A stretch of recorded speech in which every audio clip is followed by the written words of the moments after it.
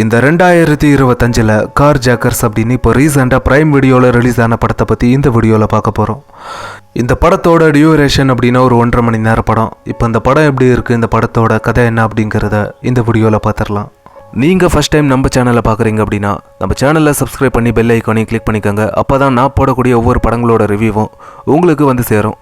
இந்த படத்தோட ஆரம்பத்தில் ஒரு பெரிய லக்ஸுரி ஹோட்டலில் ஹீரோயின் இந்த வேலட் டிரைவர் அப்படிங்கிற வேலையை பார்க்குறாங்க. அப்படின்னா இந்த பெரிய பெரிய லக்ஸுரி ஹோட்டலில் இந்த பெரிய பெரிய பணக்காரங்களாக வரும்போது அவங்களோட கார் கீயை வந்து இப்போ ஹீரோயின் வேலை பார்க்குறாங்களா அந்த மாதிரி ஆளுங்கக்கிட்ட கொடுப்பாங்க. அப்போ இவங்க அந்த காரை கொண்டு போய் பார்க் பண்ணுறது, அப்புறம் அவங்க திரும்ப வரும்போது இந்த காரை கொண்டு வருது அப்படின்னு சொல்லிட்டு இவங்க இந்த மாதிரி வேலைங்களை செய்வாங்க. அந்த மாதிரி வேலையை தான் இப்போ ஹீரோயினும் செய்கிறாங்க. ஆனால் ஹீரோயின் வெறும் இந்த வேலையை மட்டும் செய்யலை. அப்படி அந்த பணக்காரங்க வரும்போது அவங்க என்ன கொண்டு வராங்க, அப்படி அவங்க இந்த ஹோட்டலை விட்டு திரும்ப போகும்போது அவங்க என்ன கொண்டு போகிறாங்க அப்படிங்கிறத எல்லாத்தையுமே பார்த்து வச்சுப்பாங்க. அப்படி ஒரு நாள் பார்த்தீங்கன்னா ஒரு பணக்காரன் வரான். அவன் வந்து இந்த திரும்ப அந்த ஹோட்டலை விட்டு போகும்போது ஒரு ப்ரீஃப் கேஸை கொண்டு போகிறான். அதை ஹீரோயின் பார்த்துட்டு இந்த மாதிரி ஹீரோயின் அவங்களோட டீம் எல்லாருமே அந்த பணக்காரனோட காரை ஃபாலோ பண்ணிக்கிட்டே போகிறாங்க.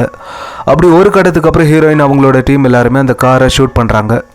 அதில் அந்த காருக்குள்ளே பார்த்தீங்கன்னா 2 லேடிஸ் இருந்திருக்காங்க. அதில் ஒரு லேடிக்கு வந்து இவங்க ஷூட் பண்ண வச்சு இந்த குண்டு அடிப்படுது. அதனால் அந்த பணக்காரனையும் பிடிச்சிருவாங்க, அந்த ப்ரீஃப் கேஸையும் கொள்ளையடிச்சிருவாங்க. ஆனால் அந்த குண்டடிப்பட்ட அந்த லேடியை வந்து ஹீரோயினாக அவங்களோட டீமில் இருந்த ஒரு ஆளும் வந்து கூட்டிகிட்டு போய் இந்த ஹாஸ்பிட்டலில் கொண்டு போய் சேர்த்துருவாங்க. இதுக்கப்புறம் இந்த ஹோட்டலோட மேனேஜரை காட்டுறாங்க. அவங்க இந்த படத்தோட வில்லனை வர வைக்கிறாங்க. வில்லன் வந்து இந்த படத்தில் ஒரு கான்ட்ராக்ட் கில்லர். அப்போ அவங்ககிட்ட இந்த மாதிரி நீ எனக்கு ஒரு வேலை செய்யணும், இந்த கார் ஜாக்கர்ஸை கண்டுபிடிச்சி அவங்கள நீ கொல்லணும் அப்படிங்கிற மாதிரி சொல்கிறாங்க. அதுக்கு வில்லனும் சரி, உன்னோட ஹோட்டலில் இருக்கிற ஸ்டாஃபுங்களை நான் இன்வெஸ்டிகேஷன் பண்ணணும் அப்படின்றான். அதுக்கு அவங்கள வந்து சரின்றாங்க. இவனை வந்து இன்வெஸ்டிகேஷன் பண்ண ஆரம்பிக்கிறான். அதில் ஒரு சில விஷயங்கள் வில்லனுக்கு தெரிய வருது. அப்போ ஹீரோயின் தான் இது எல்லாத்தையுமே செய்கிறாங்க அப்படின்னு வில்லன் தெரிஞ்சுக்கிட்டு இந்த மாதிரி ஹீரோயினையும் அவங்களோட டீமையும் கொல்றதுக்கு போகிறான். இப்போ ஹீரோயினும் அவங்களோட டீமும் வில்லன்கிட்ட இருந்து எப்படி தப்பிச்சாங்க, கடைசியாக வில்லன் அவங்கள கொன்று அந்த பணத்தை எடுத்துக்கிட்டானா இல்லை அவங்க வில்லனை கொண்டுட்டாங்களா அப்படிங்கிற இதெல்லாம் தான் இந்த படத்தோட கதை. இப்போது இந்த படம் எப்படி இருக்குது அப்படின்னா, ஹீரோயின் வந்து இந்த மாதிரி ஒரு வேலை செஞ்சுக்கிட்டு இந்த பெரிய பெரிய பணக்காரங்க கிட்டே இருந்து கொள்ளையடிக்கிற அந்த விதமாக இருக்கட்டும், அப்புறம் வில்லன் வந்து ஹீரோயினை கண்டுபிடிக்கிற அந்த விதமாக இருக்கட்டும், வில்லன் வந்து இந்த மாதிரி இன்வெஸ்டிகேஷன் பண்ணிக்கிட்டு இருக்கும்போது அந்த ஹோட்டலுக்கு ஹீரோயின் வந்து ஒரு நல்ல ஒரு லக்ஸுரி காரில் வருவாங்க.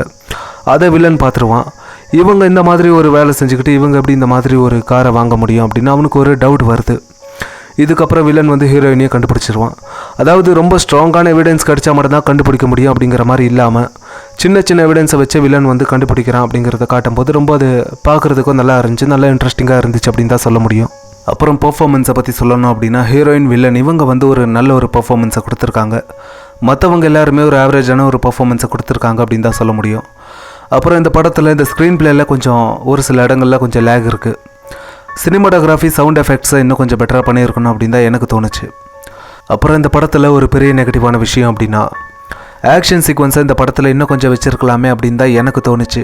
ஏன்னா கிளைமேக்ஸில் ஹீரோயினுக்கும் வில்லனுக்கும் வர அந்த சண்டை கூட ரொம்ப சட்டுன்னு ரொம்ப சிம்பிளாக முடித்த மாதிரியே இருந்துச்சு. அதெல்லாம் பார்க்கும்போது மொத்தத்தில் இந்த படத்தை வந்து கண்டிப்பாக ஒரு வாட்டி பார்க்கலாம். ஆனால் இந்த படம் வந்து பிரைம் வீடியோவில் இங்கிலீஷில் மட்டும்தான் இருக்குது.